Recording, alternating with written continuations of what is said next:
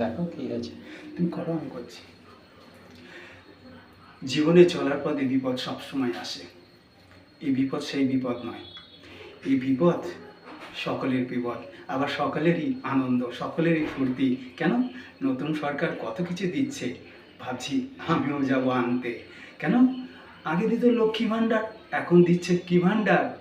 অন্নপূর্ণা ভাণ্ডার। এখন কত কিছু যোজনা দিচ্ছে, নাও সবাই লুটে পুটে নাও, চাকরি আর করতে হবে না, এই করলেই তো হয়ে যাবে। যদি এই দেশের নাগরিক হও, চিন্তা নেই। ভোট দিয়েছি, নাগরিক হয়েছি।